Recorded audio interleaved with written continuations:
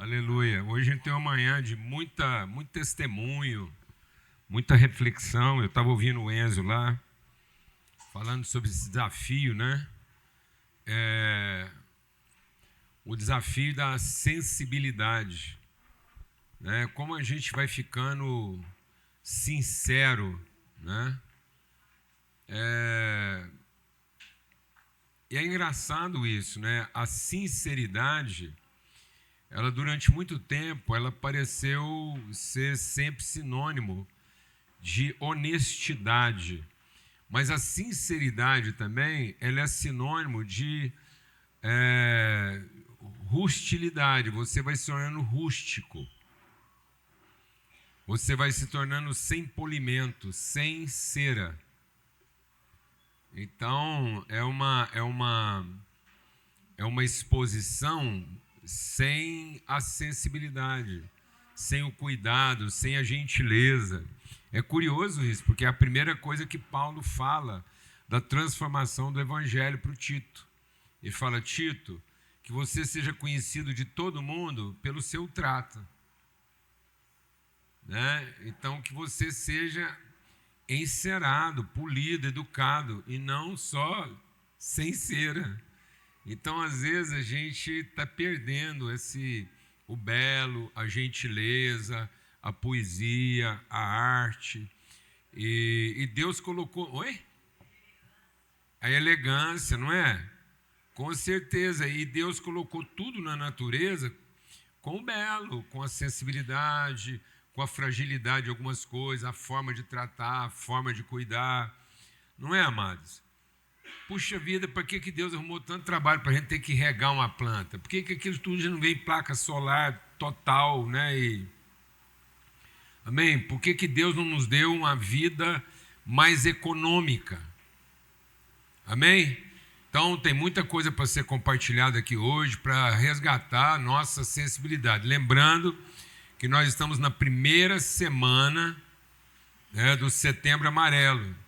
E a gente vai falar sobre isso aqui.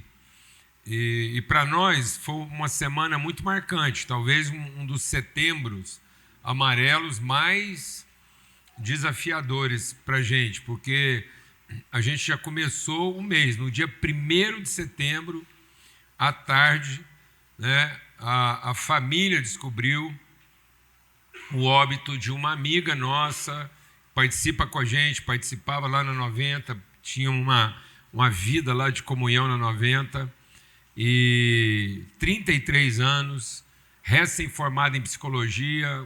A cerimônia de formatura dela foi no início do ano agora, e ela tirou a própria vida.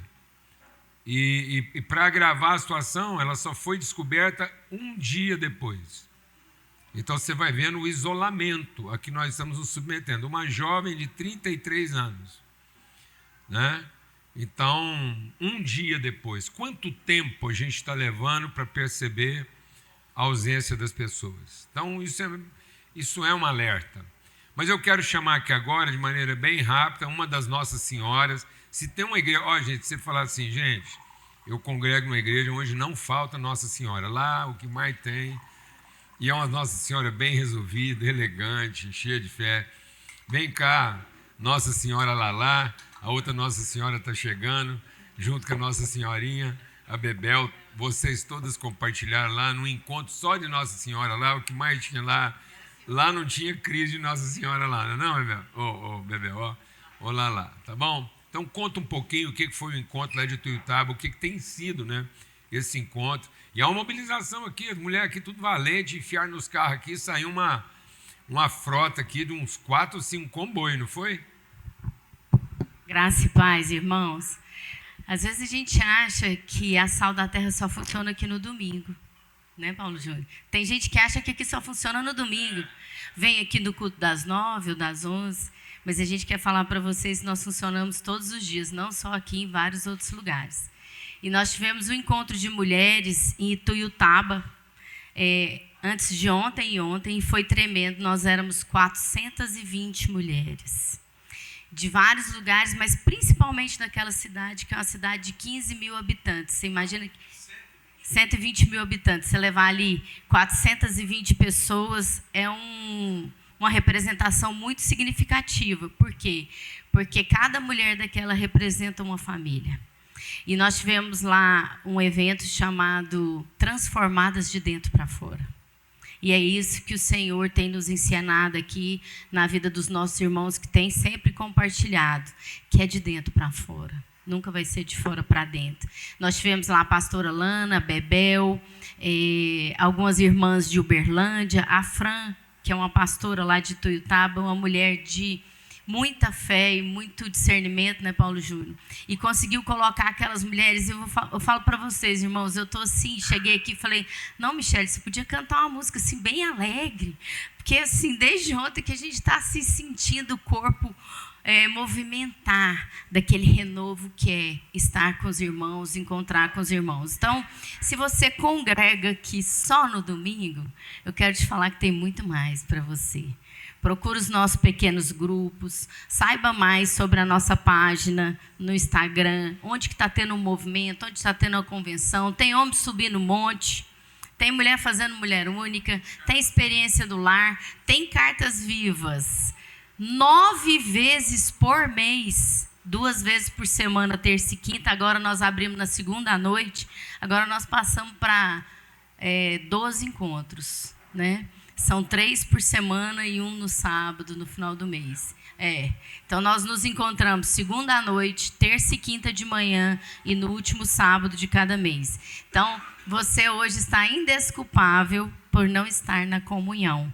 Porque grandes coisas o Senhor faz na comunhão, porque é lá que Ele ordena a bênção, né, pastor? Obrigada. Gente, as coisas estão acontecendo exatamente para restaurar a sensibilidade. Então, às vezes as pessoas vêm aqui e pensam que, como a Lala começou o testemunho dela, pensa que é só no domingo. Mas, na verdade, o que acontece aqui durante a semana, Homem ao Máximo, os encontros das mulheres, os envolvimentos nas questões sociais, amém? Então, o nosso empenho aqui é estimular um ambiente de responsabilidade e não de ocupação. Não é para você ficar ocupado em mais uma atividade, é para você ter condição de significar a sua atividade. Cada um aqui já está ocupado demais. Você já tem muitas ocupações. Muita gente vem aqui e não sabe que às vezes tem uma igreja maior do que a que reúne aqui por sua conta. Lá na empresa onde você está, na escola onde você estuda. Onde tiver um filho de Deus, ele é a luz daquele lugar. Aquele povo todo, lá onde você está, aquele povo todo é sua responsabilidade. Então aqui a gente promove encontros para que você tenha condição de cumprir sua responsabilidade. E não de você se ocupar mais ainda. Amém, Rony? Bênção. A gente está aqui com... Cadê o Branquinho? A gente pode deixar mais no final. Não, Branquinho, pode deixar. A gente deixa para o final, porque aí tem chance de chegar mais gente, tá bom? Porque eles vão chegar também para o segundo culto. Rony, bênção demais. Estamos aí. É curioso, né? Porque nós estamos... Vai ser o primeiro domingo, né? Porque foi... Dia 1º de setembro foi segunda-feira. Então, hoje é o primeiro domingo do nosso Setembro Amarelo. Existe um verso do Paulo Leminski, né, um poeta bastante conhecido aí, o pensador, e ele fala uma coisa interessante, né? Ele fala que o amor é o elo entre o verde e... Não, o amor é o elo entre o azul e o amarelo. O amor é o elo entre o azul e o amarelo. E eu fiquei pensando muito tempo nisso, eu não sei até se o próprio Paulo tem noção da dimensão do que ele falou, mas está lá, registrado na poesia dele, de que quando ele fala isso, ele está falando do infinito azul e do profundo terrestre. Então ele está falando que o azul representa todas as possibilidades de percepção do infinito, da espiritualidade, e o amarelo, sabidamente, inclusive está lá na bandeira brasileira, sempre que fala do amarelo, fala das riquezas ocultas, né? Então fala daquilo, é o mais profundo terreno. Então o amarelo é o mais profundo da terra, são as riquezas e as profundezas humanas. E ele diz que dessa combinação lá do infinito azul e do profundo amarelo vem uma cor secundária. E aí que eu fui viajar mesmo, né? No secundário verde. E o verde é a cor que a gente fala da esperança, do jardim, do cuidado, da praça, do convívio. O verde é o ambiente que Deus montou um ambiente verde. Aí eu fui meditando na poesia do Paulo e à luz da palavra de Deus. No princípio criou Deus os céus, azul, e a terra, o amarelo. E aí ele plantou um jardim. Nesse jardim, Deus está dizendo, então que seja segundo. Segundo essa expressão, para que haja uma expressão visível do invisível espiritual. Só que quando a gente perde a conexão do espiritual, o amarelo vira uma ansiedade, a luta de manter a vida pelo esforço humano. E aí vai gerar um desespero, né? Então, o nosso primário terreno, o amarelo, está ficando desesperado, ele está ficando ansioso, ele está sem perspectiva de espiritual. Então, ele também perdeu o verde esperança, ou seja, nós não temos mais esse secundário jardim. Por isso que uma das terapias que Jesus colocou para a ansiedade foi cuidar da natureza. Não foi? Você está ansioso? Vai cuidar de passarinho, vai cuidar de lírio. Amém, amados? Vai cuidar de alguma coisa que, apesar de todo o seu investimento, todo o seu cuidado, é frágil. Pode morrer, pode não estar aqui amanhã. E que, no fim, se você não cuidar, também não depende só de você. Ou seja, devolve a sua sensibilidade, devolve a sua esperança, né? Volta para aquilo que Deus criou como coisa secundária para expressar uma relação saudável, porque senão o nosso amarelo vai ficar. E aí, o Brasil é um país de muitas riquezas. O Brasil é celebrado hoje como o amarelo do mundo.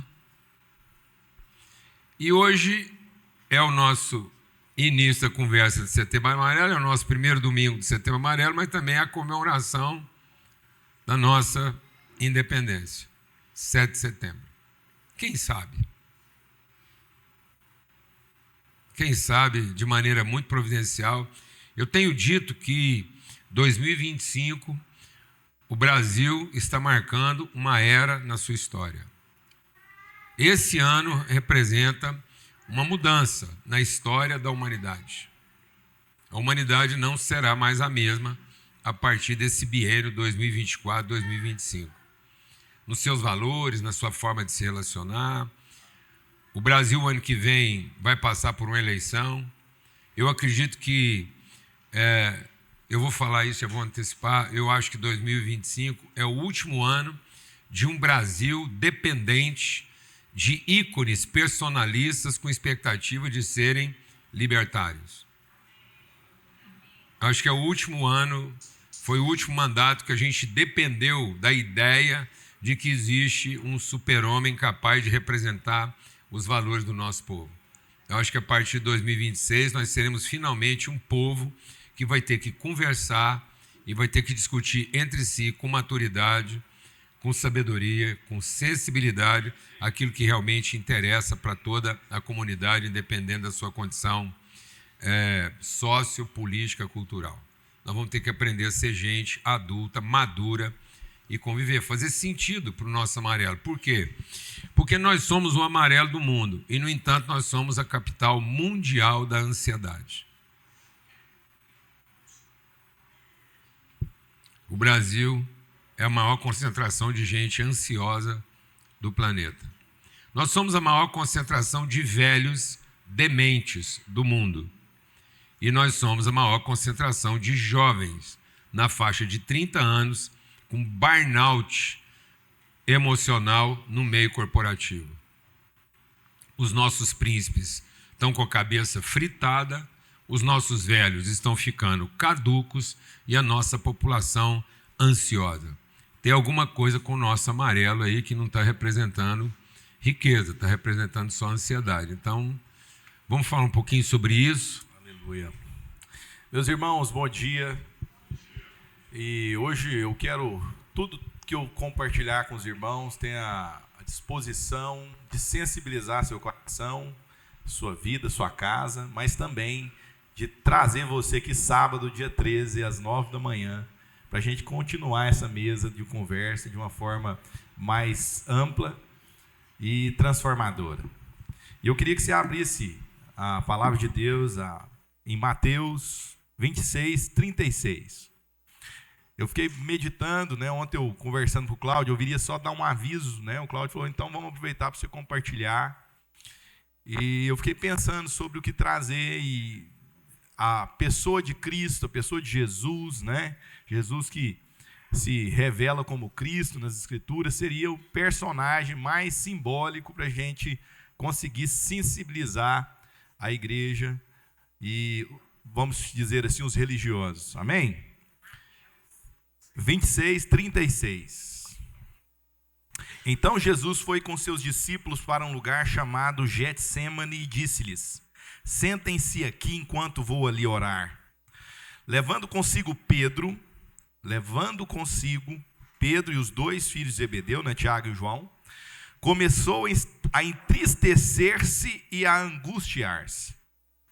Disse-lhes então: a minha alma está profundamente triste, numa tristeza mortal. A minha alma está profundamente triste, numa tristeza mortal. Fiquem aqui e vigiem comigo. Indo um pouco mais adiante, prostrou-se com o rosto em terra e orou: meu Pai, se for possível, afasta de mim este cálice. Contudo, não seja como eu quero, mas sim como tu queres.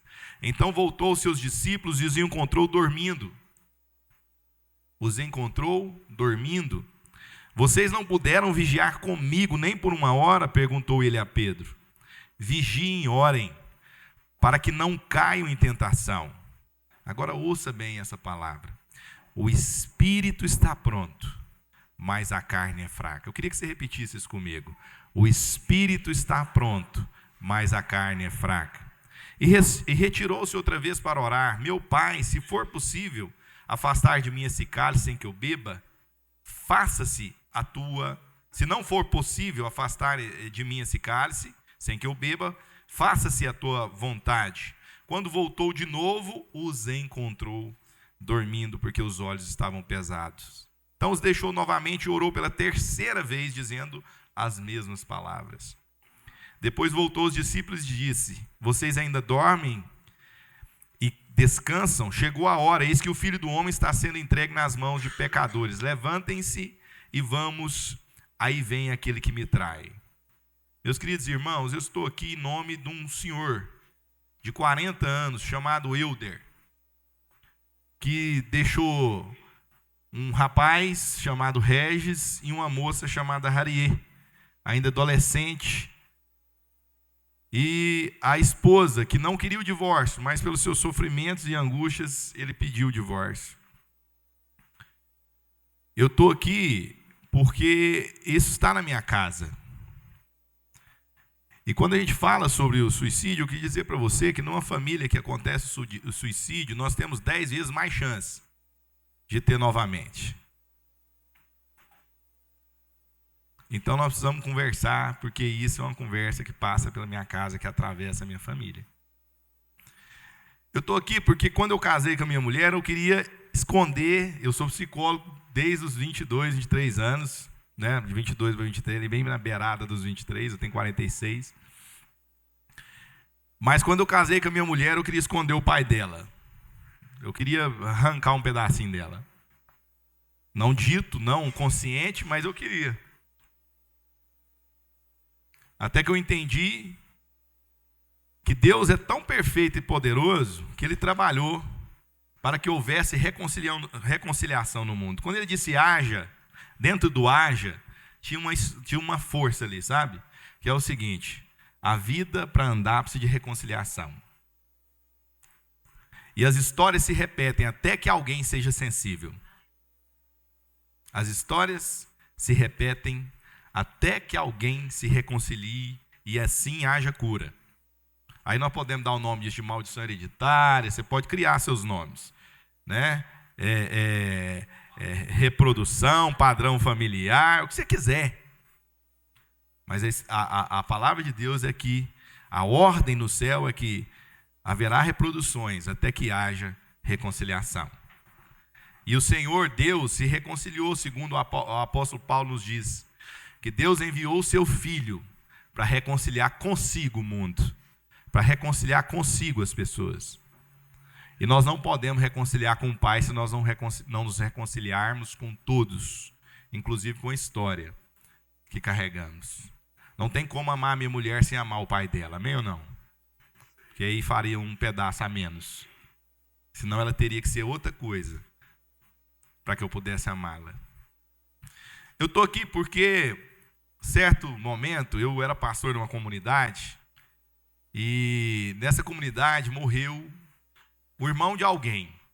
Uma senhora pediu para que a gente arrumasse uma casa de recuperação para o irmão dela, algum lugar de abrigo, porque o irmão dela, um homem sério, honesto, bom, se tornou alcoólatra, abandonou a família. E o alcoolismo dele era terrível, muito sofrido, e aquele homem estava em constante risco. Pediu ajuda, levamos para um lugar, ele foi acolhido, foi abençoado, converteu, entregou o coração para Jesus. Mas quando ele voltou para a sua realidade, porque a realidade, meus irmãos, o contexto que adoece não mudou. Ele não suportou. E um dia bebeu muito, muito, muito. Pôs uma faca no coração e correu em direção à parede, na frente da sua família. Eu tinha que ir lá fazer esse velório. Eu tinha que ir lá, né? Eu fui convidado para ir lá, porque ninguém me convidou para fazer oração. Tamanho constrangimento e a vergonha que eles estavam. Eu saí daqui para lá, orando,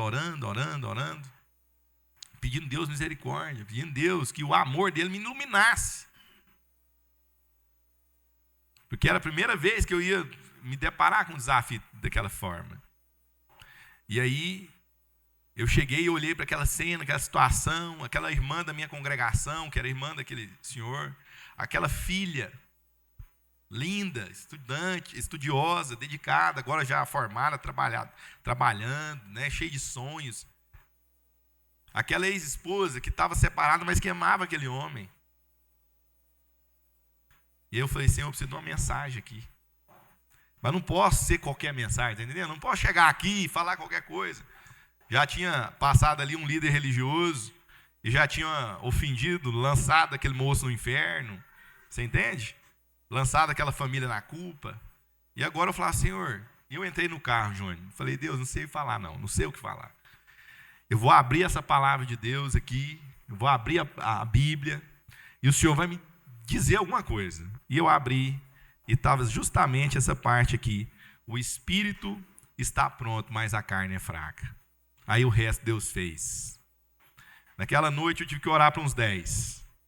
Uma fila de gente me procurando, pegando minha mão, agradecendo a oportunidade de aliviar aquele momento tão difícil. Também estou aqui porque atendo, sou psicólogo, sabem disso, e atendo pastores. Deus já me deu a oportunidade de atender teólogos que, como tem um segredo da clínica, né, meus irmãos? A clínica mas são homens famosos, que têm história, que têm título. Mas em todos esses atendimentos eu fui mostrando para eles que a gente, Paulo Júnior, quando a experiência, né, do trauma chega, não é o Deus da nossa teologia que vem, é o Deus dos nossos traumas. É o Deus infantil, que ficou preso lá numa dor. Quando a circunstância vem, e aí precisa reagir, a gente não elege lá o Deus calvinista, arminiano, seja lá o que for. É o Deus do trauma, que vem e orienta, e aí a gente reage de acordo com ele. Entende? A gente encaixa Deus bem naquela situação emocional. Então eu vim aqui para falar da figura de Jesus, para desafiar a gente a confrontar o Jesus mito, místico, né? O mito místico de Jesus, ou seja, a figura que é espiritualizada, a figura que é elogiada pelos seus feitos, por tudo que ele curou, fez de milagre, enfrentou e venceu. E eu quero confrontar um pouco disso com aquilo que é o Jesus, que é humano e que depende. Depende de quê? Ele depende do Espírito Santo, porque a Bíblia fala que ele se esvaziou, tornando-se figura humana. Então, tudo que Jesus vivia de experiência extraordinária, que talvez a gente pense assim, não, é porque ele era o Filho de Deus. Não, é porque ele dependia do Espírito de Deus que habitava nele. Segundo, Jesus era uma pessoa que precisava de pessoas. Porque Deus nos fez uma unidade. Deus não fez individualidade. Ele fez anjo indivíduo, mas fez o ser humano, como nós falamos muito aqui, como a psicologia, algumas estruturas da psicologia falam, fez o ser humano pessoa, Adamá, humano, pessoa. Tanto é que ele chamou Eva de Adão, porque era uma unidade, né? Deus fez homem e mulher e os chamou Adão, lá no capítulo 5, versículo 2, salvo engano, de Gênesis. Então nós somos uma unidade, nós somos uma expansão. Então ninguém aqui é indivíduo e ninguém consegue ser indivíduo, senão adoece. Então, o contexto é que Jesus estava dizendo para os seus discípulos na última ceia que ainda essa noite, minha alma vai ser, meu corpo, minha alma, minha vida vai ser desafiada. Essa noite é a noite em que eu vou entregar a minha vida. Então isso já estava avisado para os seus discípulos. Saindo dali eles foram para onde? Para o Getsemane, onde o azeite é produzido, né? Onde a azeitona é esmagada. É o significado de Getsemane. Ele foi para lá. Figura importante, né? Acho que Jesus tentando deixar uma pedagogia. Para lá que ele foi entregar a sua alma ao Senhor, mas também aos seus amigos. E ele chega nessa situação e vai com seus discípulos, ele deixa a turma e pega os mais próximos. Pedro, Tiago e João, vamos ali. Eu podia ir com todo mundo. Mas ele chamou os mais próximos, vamos orar, vamos nos retirar para orar. Então, é nesse lugar que nós somos desafiados, sabe, irmãos? Porque nós temos uma coisa em nós que é essa negação da realidade, sabe, Júnior? E não existe nada mais interessante para esse tipo de coisa do que a espiritualização. Porque a espiritualidade não é espiritualizar. Não é isso? Então, naquele lugar, né, Jesus chama os seus amigos, e quando ele vai para aquele ambiente de fragilidade, porque Jesus era humano, e fragilidade, essa força do cristão, ela surge justamente nesses momentos. Os seus discípulos não dão conta. E eu acredito que eles dormiram porque eles não queriam ver. Eles não dormiram porque estavam cansados. Eles dormiram porque não queriam ver. Não queriam participar daquilo. Entende? Então, é nesse lugar, sabe, que a fé é desafiada. A fé não só de quem está vivendo um desafio, mas a fé de quem tem que ser companheiro. Tem de um rapaz, Júnior, chegou na clínica, e ele falou para mim assim, minha filha de 1 ano, não, ele falou, eu vim aqui, né? Eu falei, você veio aqui por quê? Que minha mulher mandou. Quase 95% dos homens chegam com essa conversa, que minha mulher mandou, né? E aí eu falei, sua mulher mandou, mas o que você está passando? Eu estou meio ansioso. Ah, você está meio ansioso? Por que você está meio ansioso? Porque minha filha, né, está lá no, como é que chama? Barretos, Hospital de Barretos, ela tem 1 ano. Ela está fazendo um tratamento, ela está com câncer no intestino. Aí eu tirei o óculos assim e falei assim, você está meio ansioso? Mas eu entendo aquele rapaz. Ele não deu conta de voltar nunca mais. Eu falei para ele assim, sabe o que acontece? Eu entendo você. Você deve chegar na sua comunidade e tamanho desafio, as pessoas já chegam em você e já falam assim, meu irmão, não preocupa não. Deus está com você, viu, meu irmão? Vai dar vitória, irmão, tem certeza, em nome de Jesus, irmão. A vitória é em nome de Jesus, viu? O Senhor é com você. E eu entrego ele para o Senhor e vou embora, porque eu não sei lidar com essas coisas.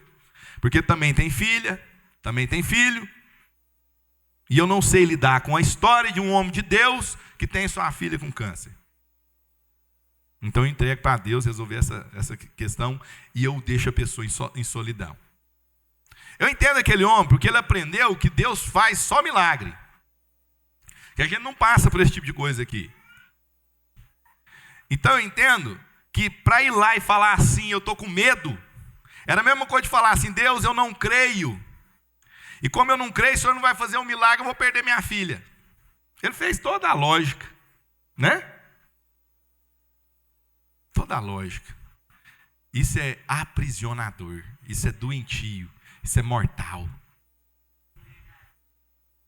Então, meus irmãos, eu disse para aquele homem o seguinte, sabe? Tem duas figuras na Bíblia. Eu nem sei se eu estou teologicamente errado, viu, pastor? Tem Jó, que ficava lá, falando das suas dores, das suas angústias, mas era uma acusação a Deus. Lá no final, no fundo, em todo o tempo, ele queria dar uma acusada em Deus. E tem Davi, que falava com Deus, eu não te entendo. O Senhor não me ouve, o Senhor tem as mãos encolhidas, tem os ouvidos fechados, eu não entendo, o Senhor não gosta de mim, o Senhor gosta do meu inimigo, mas não gosta de mim. Mas no final, depois que ele expressava toda a angústia com Deus, ele falava, Senhor, mas minha esperança está no Senhor, mas meu coração confia no Senhor, porque eu tenho o Senhor. Então, Davi tinha mais esperança que Jó. Está entendendo? Porque a espiritualidade passa por aí. Então, meus irmãos, a fé não pode ser um recurso de negação ou fuga da realidade. Mas ela tem que ser a força do enfrentamento amoroso, e libertador da realidade. Fé não é para fugir, fé é para enfrentar. E a fé é luz e traduz-se, dentre outras coisas, na confissão. Não é isso? Então, fé é luz e ela se traduz, dentre outras coisas, eu estou acelerando aqui, para dar tempo de todo mundo falar. Ela é luz e ela se traduz na confissão. Então, nós confessamos uma fé, então todo mundo aqui tem uma confissão, que Jesus Cristo é o Senhor, que Ele é o Salvador, todo mundo tem uma confissão de fé. Mas também ela é uma fé que confessa. Então, dentro da nossa estrutura de fé, nós confessamos a fé, mas também temos uma fé que confessa. Confessa para quê? Para livrar-se da culpa, da vergonha e do medo. Por isso que Jesus falou assim, olha,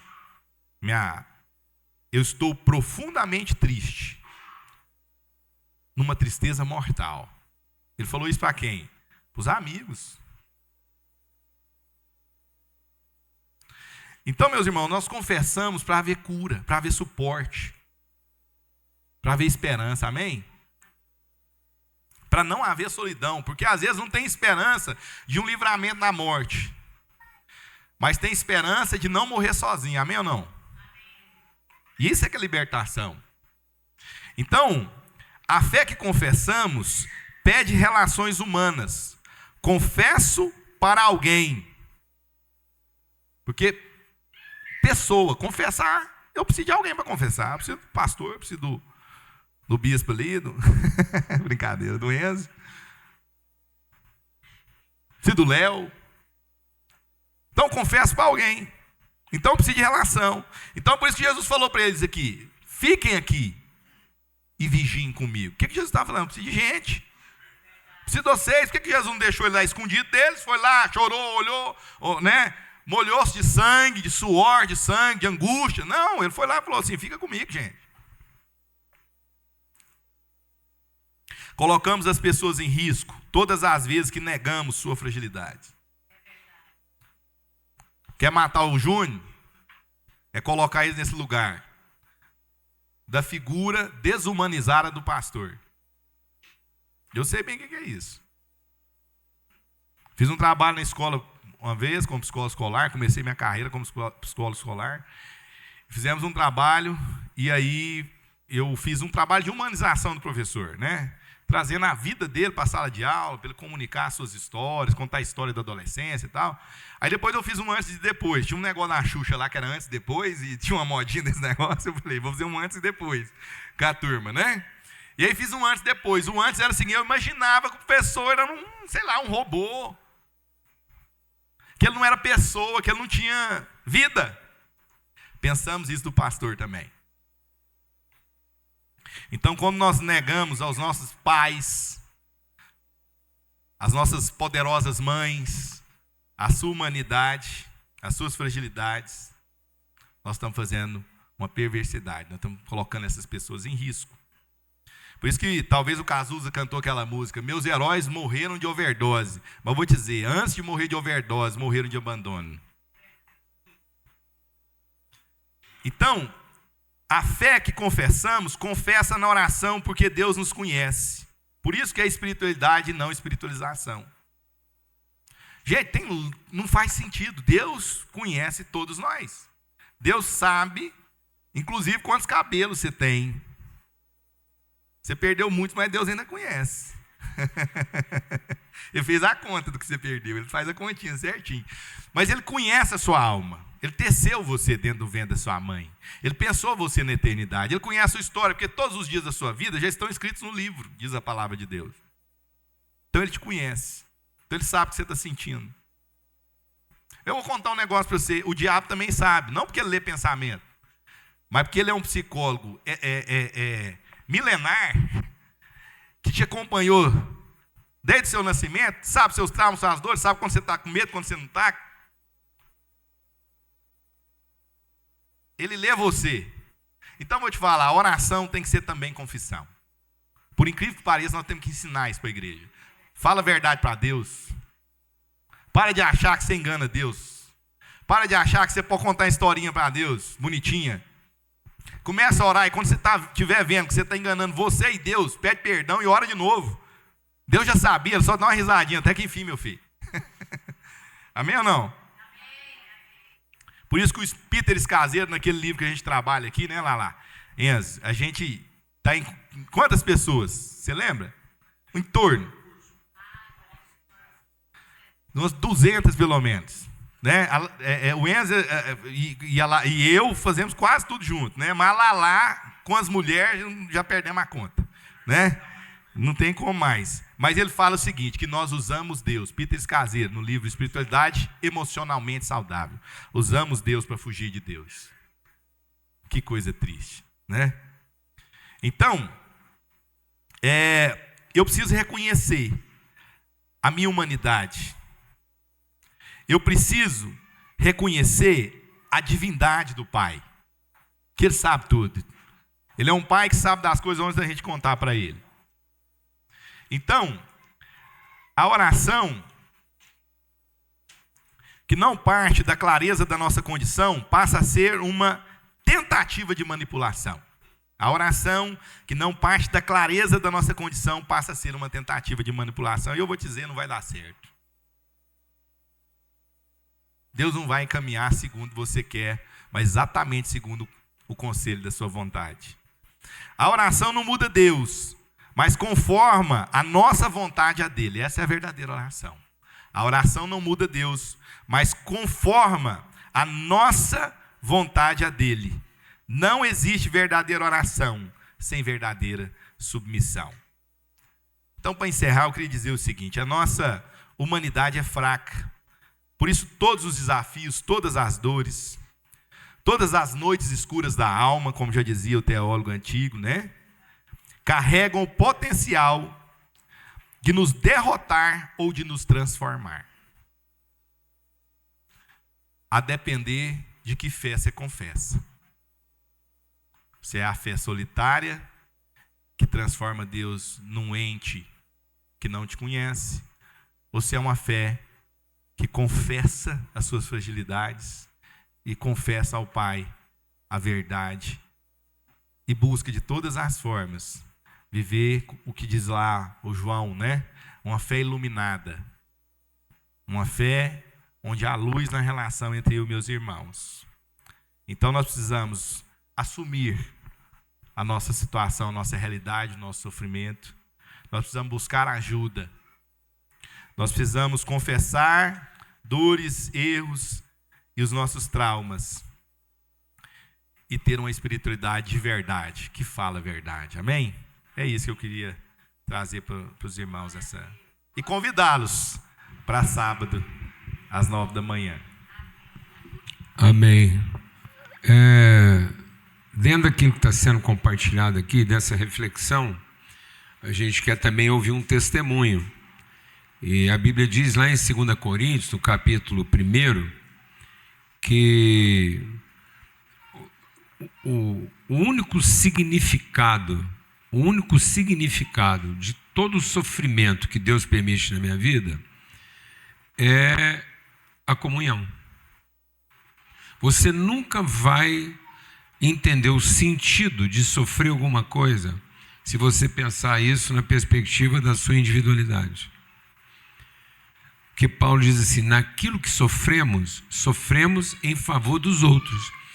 E nós temos a tendência de associar o sofrimento ainda a uma punição do pecado cometido. Primeira pergunta que a gente faz é: quem errou? Não. Isso é uma mentira do diabo. Porque toda maldição do erro humano foi removida. O sacrifício de Cristo é o sangue derramado para perdão de todo o pecado. Então não existe ninguém pagando o pecado de ninguém.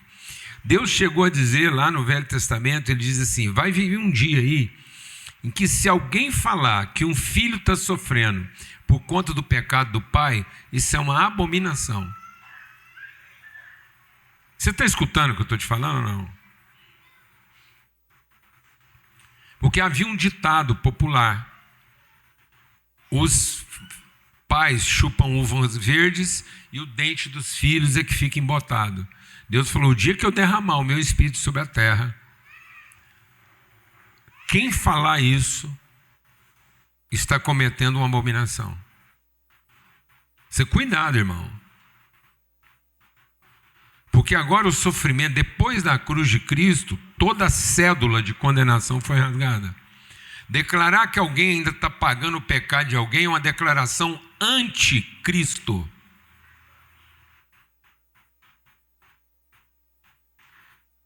É uma declaração anticristo. É como se a maldição não tivesse sido removida. Então agora o sofrimento continua para que a gente aprenda a ser o quê? Solidário. É para que a gente aprenda a graça da misericórdia, do favor, para que a gente seja reconciliado com o nosso propósito original. E no nosso propósito original, sem nenhum pecado, solidão já não prestava. Então existe um problema na humanidade, que é mais antigo, mais grave e mais degenerador do que o próprio pecado. É a solidão. Porque a solidão é contrária ao Espírito de Deus. A solidão é uma punição autoimposta, que é contrária ao Espírito Santo, porque a obra de Deus é o amor do Pai, a graça do Filho e a comunhão do Espírito Santo. E a igreja está cometendo o pecado de usar o Espírito Santo para a devoção e não para a comunhão. Nós estamos ocupando todo o tempo que nós temos do Espírito Santo para buscar poder, para ficar livre dos problemas, para não ter que depender uns dos outros.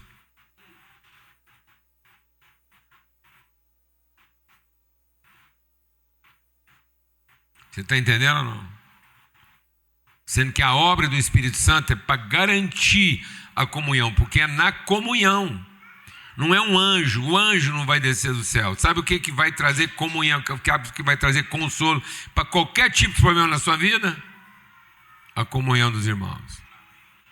Por isso que o próprio Jesus, sem pecado. Porque às vezes você fica se perguntando: o que eu fiz para o povo não entender o que eu estou falando? Será que tem? Então, eu vou explicar uma coisa para você.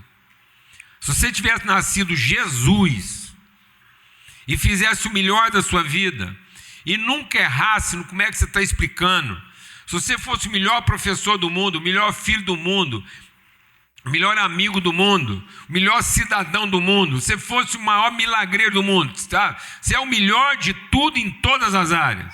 Sabe o que está garantido para você no final de sua vida? Seus amigos vão te abandonar quando você não contemplar o interesse deles.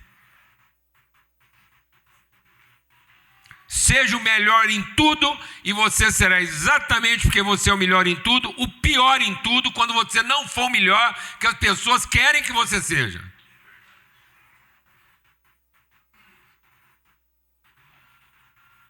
E sabe qual é a cura para isso?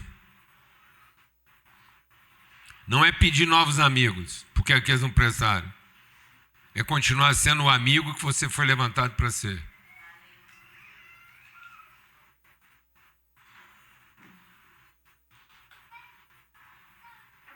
Porque só tem uma cura para a solidão. É não desistir de ser o quê? Amigo. E foi isso que libertou Jesus. Foi isso que no fim libertou quem? Jó. E sabe, amados, como a gente não está priorizando a comunhão, nós não estamos sendo vencidos por um problema social, familiar. Não é o problema familiar. Não é o problema financeiro. É porque a gente não foi percebendo os sinais de quê? De isolamento, de solidão. Cada um à sua maneira. E agora, quando o problema nos acomete, só tem um jeito. É você não repetir o quê? O caminho da solidão. Aí só tem um jeito de você resgatar para que o sacrifício feito daquela forma não seja em vão. Então, se você tem algum caso de gente que tirou a própria vida, se você tem algum caso de gente que tentou e não conseguiu, gente que conseguiu na primeira tentativa, não interessa. Só tem um jeito desse aparente sacrifício, desse infortúnio, não ser em vão. Qual é? Devolver isso para onde? Para a comunhão. Contar essa história e enfrentar esse problema onde? Na comunhão. Vem cá, Milce. A Milce está com a disposição, ela e o Marcos, e sofreram como casal na carne esse dilema, e Deus deu a graça para a Milce e para o Marcos. Quando eu falo para a Milce e para o Marcos, porque o Marcos é mais do silêncio. Ele sofreu em silêncio e permitiu que a mulher dele falasse por ele e pela casa. Amém? Então, como tem sido viver isso, né? Quantas perguntas que não deviam ter sido feitas e quantas outras não precisavam ter sido respondidas, né? E esse esforço. Fala aí pra gente. Puxa, deixa eu pegar. Peraí. Vou sentar porque eu fico bem nervosa. Bem nervosa. Peraí, deixa eu puxar você mais. Não, tá bom aqui. Não, só um pouquinho, para você ficar mais pertinho de nós. Maravilha. Então, tem meu filho, Pedro Paulo. Chega mais perto. Ele tinha... Gente, eu tô bem nervosa, tá? Então, Normal, se você não tivesse alguma coisa errada. eu não tenho costume de dar meu testemunho assim. Ele tinha 13 anos. E nós somos uma família de eu, Marcos, Clara e Pedro. E a gente era bem juntinho, parecia uma família feliz e, né, normal. É. Mas aí Pedro Paulo suicidou. Ele, num dia normal, na casa da minha sogra, ele pulou do prédio. E para a gente foi uma coisa que a gente inimaginável. Ele aparentemente não tinha depressão, tinha bons relacionamentos, muitos amigos lá em casa, vivia cheio de amigos, então a gente não entendeu. A gente não entendeu o que fez ele a fazer isso. Mas depois eu entendi onde Deus queria levar a nossa família. Mas a culpa veio A vergonha até que não, mas a culpa veio de início. E a gente pensou, o que a gente não viu? Por que fugiu do nosso controle? Se a gente tinha amor, se a gente tinha amigos, se a gente tinha comunhão, se a gente tinha... Mas eu acho que Pedro Paulo, faltou eu levar Pedro Paulo um pouquinho mais para perto de Deus. Isso eu sei que faltou. Mas, enfim, eu fiz o que eu dei conta.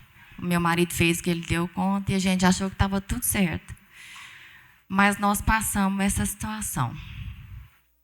E aí, primeiro o momento da culpa, depois a culpa ela foi esvaindo, porque a gente falava, uai, mas eu não vi. Se eu tivesse visto, eu tinha acudido, né? A gente não viu. A vergonha não teve. E o medo a gente teve que lidar com ele. Porque a gente tem uma outra filha. E a gente tem medo, né? De perder o que sobrou para a gente. Apesar que eu não perdi Pedro Paulo. Pedro Paulo ainda é meu. Ele só está lá. Mas uma coisa muito importante, foi a comunhão dos amigos. Parece que Deus,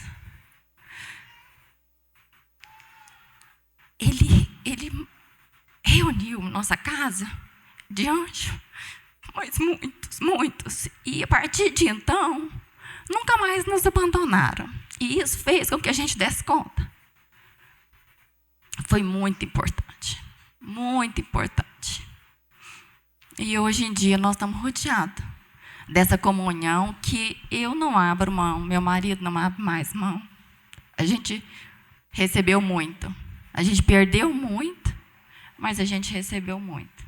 Ô Milce, nessa questão, acompanhando junto com vocês, né, o grupo com o qual a gente se reúne, fica patente uma coisa, amados. A permissão de Deus é para subir o nível das nossas conversas. Nós estamos conversando sobre muita coisa nas nossas rodas, menos sobre aquilo que é o que de fato interessa na vida. E isso mexe com a cabeça de todo mundo. Ou nós entendemos, por exemplo, quando a Milce e o Marcos chegam, obrigatoriamente o nível da conversa tem que subir, porque senão a gente não vai conseguir ter a atenção deles. Então Deus está subindo a régua com a gente, na medida em que Ele está aprofundando os assuntos. E nós precisamos entender isso, que o papo da vida é sério. Não dá para a gente ficar, beleza, vamos conversar bonitinho, bem vestido, tomando um bom vinho, uma comida boa, num ambiente legal, tudo isso faz parte. Mas não vamos transformar essas coisas no assunto. Vamos criar um ambiente legal, elegante. Nilce e Marcos estão sempre elegantes, arrumados, nobreza. A gente gosta da coisa bem arrumada, limpa, organizada. Mas isso não pode ser o centro das nossas atenções. E talvez é isso que está acontecendo com os nossos jovens. Aquilo que seria o ambiente onde a conversa deveria acontecer, virou a conversa. Virou a conversa em si. Aquilo que deveria ser só o adorno, não é? A decoração, virou o ponto principal.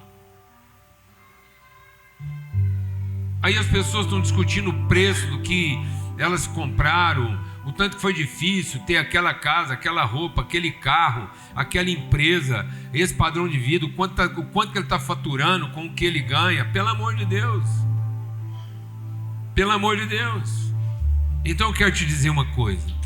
Nós estamos num dos estados mais prósperos do Brasil. A concentração de recursos aqui no Brasil Central é algo incomum no estado inteiro e, consequentemente, o Brasil Central hoje é quem põe a mesa da humanidade. Quem serve a mesa da humanidade hoje é o Brasil Central. E morreram mais jovens de suicídio no último ano do que de assassinato. Às vezes você está pensando que um jovem nosso aqui vai sofrer uma violência externa. Aí você aumentou o muro da sua casa, você aumentou a vigilância, você aumentou o monitoramento. Você está preocupado com quem vai atacar ele na saída da escola, na volta da festa. E vou te falar uma coisa, o inimigo está dentro dele. Ele está se perguntando. E enquanto os nossos índices são os maiores do Brasil, até 30 anos de idade, o índice de suicídio entre homens, principalmente homens, acima dos 70 anos, dobra. Nós temos uma taxa de suicídio até 70 anos de idade, ela quase que dobra a partir dos 70. Por quê, amados? Por quê? Porque está faltando recurso, porque está faltando condição. Não, está faltando propósito. A conta não está fechando. É porque depois de tanto esforço, tanto dinheiro gasto, tanta criatividade, tanto empenho, tanta conta paga, tanto risco assumido, sabe o que terminou? Solidão. Solidão. Esse é o problema. A humanidade não tem outro problema, a não ser o medo de ficar o quê? Sozinho, não ter com quem conversar, com quem falar, com quem compartilhar. Então está aqui, ó, um drama familiar sendo vencido como? Na comunhão. E sabe como é que você vai vencer todos os seus problemas? Na comunhão. Porque no fim poderia ter sido de outro motivo. Poderia ter sido de outro motivo. Podia ser o filho de uma família perturbada que viu lá no seu filho uma raiva e exterminou ele. Como poderia ser um acidente de trânsito. Como poderia ser uma bactéria. Qualquer coisa. De quem é a culpa? De quem é a culpa da vida ou da morte? É de Deus. No fim, vai falar com Deus. Quem estava lá do lado? Quem estava lá do lado do seu filho? Era Deus. Vendo ele fazer aquilo. Quem estava lá? Não, quem podia ter evitado? Isso. E por que ele não está evitando? Não era para evitar. Por que Deus não está nos poupando? Porque nós estamos nos tornando negligentes, meninos. Estamos insistindo em ter a vida que a gente quer ter, viver o horário que a gente quer viver, as prioridades que interessam para nós. E isso está custando para Ele como Deus e Pai. Ver o filho dele morrer custou mais para Ele do que para qualquer um. Quem estava lá? Quem estava lá como criador? Quem acalentou a vida do seu filho no seu ventre? Quem escolheu a semente lá na vida do Marcos? Por quem é que Cristo deu a vida?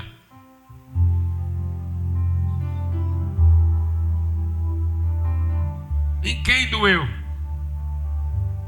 Quem assumiu a responsabilidade da culpa? Quer achar um culpado?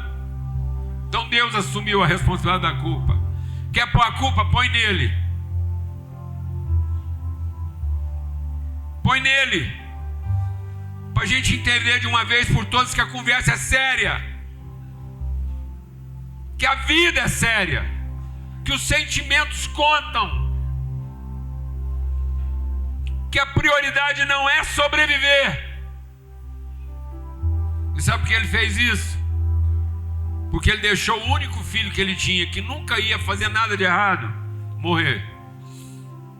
Ele sacrificou. Sabe quem amou o mundo de tal maneira? O Pai. E sabe como é que ele traduziu esse amor? Como? Dando seu único filho. O que não fez nada de errado. Para salvar quem? Os que fizeram tudo errado. Pode vir aqui, irmão. Por favor.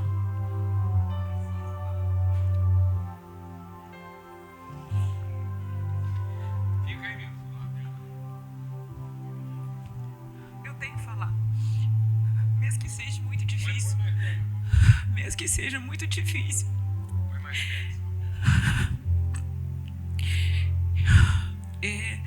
É muito importante esse apoio. Vocês não têm noção o quão isso é importante. Só contar 1 minuto da minha história, porque isso aqui que eu estou fazendo é muito importante. Eu estou passando por uma fase muito difícil, casada há 20 anos, e acabou. Tudo acabou. Eu moro fora do Brasil há 24 anos. E estou aqui de férias, vim para um casamento da filha da minha tia, que frequenta a igreja, e eu pedi uma resposta de Deus esses dias, e ela sabe que eu estou falando isso. E assim, gente, eu trabalho com as pessoas muito milionárias na Inglaterra, e ela sabe que todo dia eu recebo mensagem, porque eu estou pedindo a Deus se é para eu ficar, se é para eu retornar, e tem aquela coisa que está me perturbando, que eu falei isso para ela quando eu botei o pé no Brasil, que não adianta você ter dinheiro, não adianta você ter esses bens, essas coisas lindas, maravilhosas, que o que eu mais conheço é milionário com depressão. Eu cuidei de pessoas milionárias que queriam morrer, e tinha tudo que vocês imaginarem, e queria morrer. E eu falo para minha tia, a gente tem que ajudar. Eu falo isso para ela, ela adora ficar no casulo, né, tia? Essa mensagem hoje falou muito com a senhora também. Casulo, eu estou bem, eu gosto de ficar aqui sozinha. Não, todo mundo precisa ajudar o outro, e o que ela está fazendo por mim não tem preço. É o abraço, é o estar junto, é o estar aqui comigo, me apoiando nesse momento muito difícil. E assim, questão de falar assim, o melhor para mim é voltar para a Inglaterra. Lá eu estou lá, eu tenho ida e vinda, eu tenho amigos, tenho trabalho, mas alguma coisa está queimando no meu coração, que eu tenho que ficar aqui no Brasil, porque as pessoas estão precisando de ajuda. E eu falei isso para a senhora, não falei, tia? Que as pessoas precisam de ajuda. Isso aqui, ó, falar, né? Dormir aqui no culto, ficar ouvindo o pastor aqui, que eu estou ouvindo, de dormir aqui. Isso é muito importante, gente, esse carinho, esse acolhimento, porque se não fosse o que ela está fazendo por mim, eu não estaria aqui. Eu tinha feito igual o filho dela já. Porque um casamento de 20 anos acabar assim, ver meu filho lá na Inglaterra sozinho, com 18 anos, e eu aqui tentando ver minha vida de volta. E é isso que ele está falando, é maravilhoso que vocês estão fazendo, essa comunidade, essa coisa de estar junto, porque uma palavra faz com que a gente não muda a vida da gente, ou não tenha mais a vida para estar aqui ouvindo o que está falando aqui. E isso falou muito forte comigo hoje, nessa manhã, e eu já entendi. Eu vou ficar vou lá, mas eu vou vir aqui para ajudar, levar o meu testemunho, que minha história dá um livro de muitas histórias, acidente, e eu insistindo, tenho marcas do corpo, porque eu nunca desisti, e não vou desistir, agora eu não vou desistir. Obrigada por tudo, viu? Obrigada. Quero falar uma coisa para vocês. Vai ficando aqui. Vem cá, meu irmão, já vou chegando aqui, bora. Hoje a gente vai esticar aí. Pode sentar. Só tem uma coisa, só tem um problema, que dinheiro não resolve, só piora. Escuta o que eu vou te falar. Tem um problema que dinheiro não resolve, porque é a Bíblia, não sou eu não. A Bíblia diz lá, o dinheiro é resposta para tudo. Está lá, no livro de Eclesiastes. Não sou eu não. Por isso que é o amor ao dinheiro. Tem um problema que dinheiro não resolve. E quanto mais dinheiro, pior o problema fica. Chama-se solidão. Porque quanto mais dinheiro você tem, mais desconfiado você fica dos relacionamentos de quem está à sua volta. Quanto mais dinheiro você tiver, você precisa de alguém experimentar a água que você bebe para ter certeza que a pessoa que mais fala que ama você não quer ver você morto. Entendeu ou não? Entendeu ou não? Só tem um problema, que dinheiro só piora. Chama-se solidão.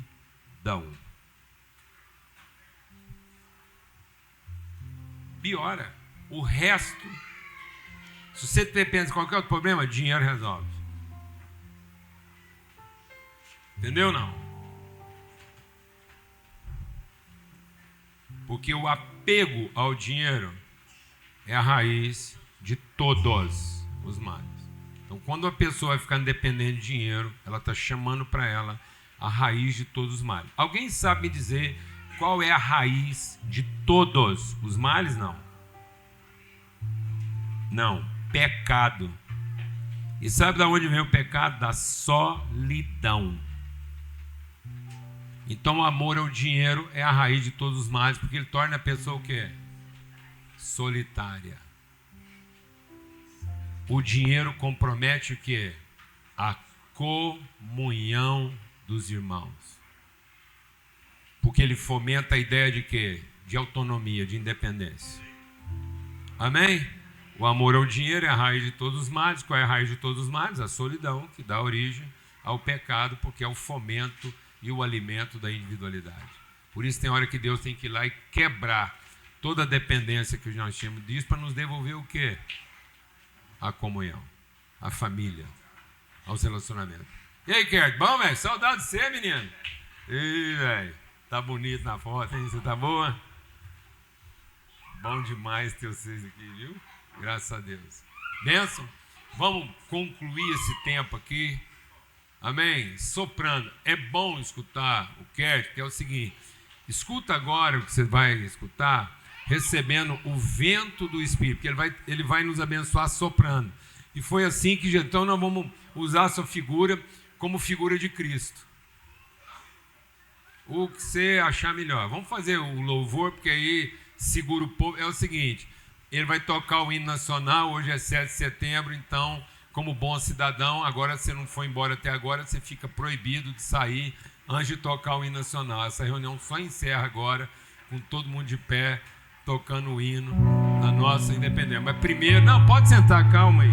Primeiro ele vai tocar um louvor, você receber o vento do Espírito na santa comunhão dos irmãos, e depois a gente encerra tocando o hino nacional, tá bom? Aproveita e trazer os meninos aí. Eu tenho que confessar uma coisa para vocês. Eu tenho que confessar uma coisa para vocês, e não é uma reclamação. É um testemunho. Eu quero te falar um negócio. Você vai tocar o hino nacional aqui, não vai? Hoje, 7 de setembro. E eu quero dar um testemunho. E é um testemunho, não é uma denúncia, é um testemunho assim, da minha angústia como cidadão brasileiro. Outro dia eu estava numa reunião de líderes expressivos e eu pedi para a gente cantar o hino nacional nessa reunião, para fazer menção lá, né, no nosso céu infinito, a imagem do cruzeiro resplandece, fala da comunhão dos irmãos, fala daquilo que são essências da natureza e cultura brasileira. E eu fui orientado de que nós não íamos poder cantar o hino nacional naquele encontro, porque ia soar ideologia. Mas é verdade, irmãos. E sabe o que é pior? É que a pessoa tinha razão, apesar de estar errada. Porque é isso, eu conheço os amigos que eu tenho. Eu conheço os amigos que eu tenho que achar que cantar o hino nacional era ideologia, de um lado. E conheço os outros amigos que eu tenho que, porque eu canto o hino nacional, também ia achar que era ideologia. Uns iam achar ideologia a favor e outros iam achar ideologia contra. É esse o ponto que nós chegamos. Hoje, cantar o hino nacional define o lado que você optou. Aonde nós chegamos? Certo ou não? Então, com muita alegria, aqui em casa, hoje, nós vamos terminar essa reunião tocando o hino nacional depois de um cântico aqui, tá bom? Uma entrega do Espírito da parte do Kert aí. Valeu. Ó, quem tá chegando.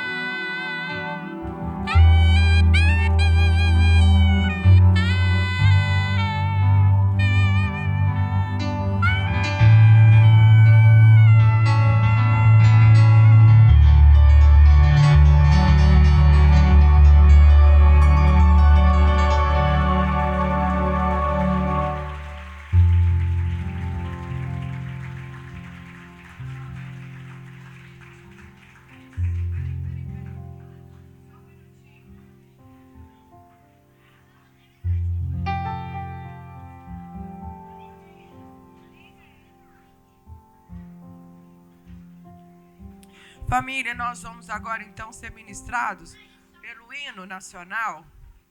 Eu gosto de cantar assim, ó. Mas eu queria fazer uma breve oração. Nós sabemos que a comunidade está seriamente empenhada em fazer parte Goiânia, capital da família. Você concorda isso comigo? Você fala amém com isso? Talvez a gente não possa alcançar de uma hora para outra toda a nação, mas nós podemos alcançar Goiânia e mudar a sorte dessa cidade. Eu quero dizer para os meus bisnetos, você vive numa capital da família, amém? Senhor, nos ajuda nessa tarefa. A tua palavra diz que nós podemos declarar em toda a fé, com toda a fé, onde a gente pisar a planta do nosso pé, aquilo será do Senhor. Senhor, eu caminho nessa cidade. Eu oro por essa cidade. Muda, Senhor, a sorte dessa cidade, Pai. Que Goiânia seja conhecida por todos os jornais que anunciam os nossos índices desfavoráveis. Que nos humilha, que nos entristece, Senhor. Traz, Senhor, para cada membro dessa congregação a firme convicção de que a oração dele muito pode diante do Senhor. Que nós sejamos casas que oram e intercedem pela nossa capital. E da mesma sorte sobre a nossa nação. Em nome de Cristo Jesus. Amém. Nós estamos com a presença aqui da última turma de legendários que aconteceu aí. Chega mais para cá. E como força-tarefa, esses homens têm se levantado para estimular outros homens. A responsabilidade da família, da sociedade, uma responsabilidade de paternidade. Então isso não é um movimento qualquer, a gente tem honrado muito a vida deles lá, porque antes de tudo são homens que estão abrindo mão da individualidade e estão querendo fazer coro com a comunhão, com o relacionamento em favor dos amigos. Então, como eles estão aqui, o nosso tempo estourou total, eles vão dar um testemunho na segunda reunião. E aí vocês ficam aí, em posição enfileirada aí, bem, para a gente ouvir o hino nacional, tá bom? Vamos lá.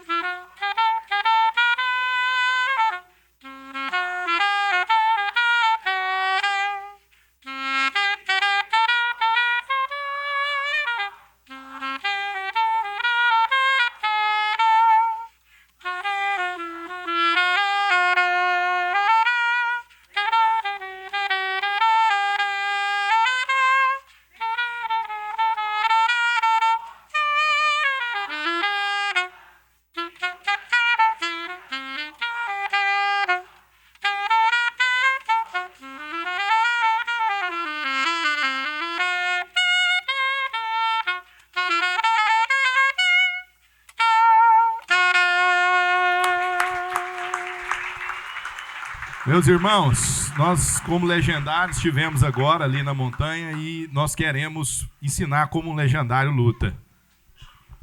Amém. Se tiver algum legendário aqui que não esteja aqui na frente, vem para cá.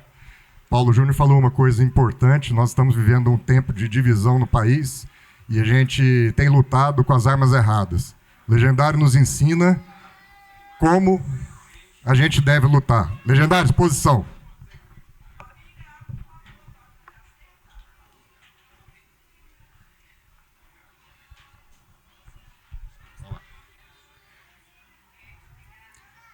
Legendários! O que somos? Para quem estamos aqui? A serviço de quem? E o que vamos fazer? Legendários! O que somos? Para quem estamos aqui? A serviço de quem? A serviço de quem? A serviço de quem?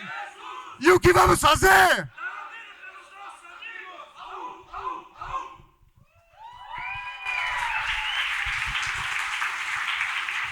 Olha, eu não sei vocês não. Não sei dos amigos aqui não. Mas eu ver o Marlos conduzindo esse grito aqui, pra mim é assim, eu tô pertinho do céu, Pensa um cara bem comportado, assim, arrumadinho, falando baixo. Agora ele está liderando o grito. Valeu. O amor do Pai, a graça do Filho, a comunhão, a redenção do Espírito Santo seja sobre todos. Hoje e sempre. Amém. Vamos em paz.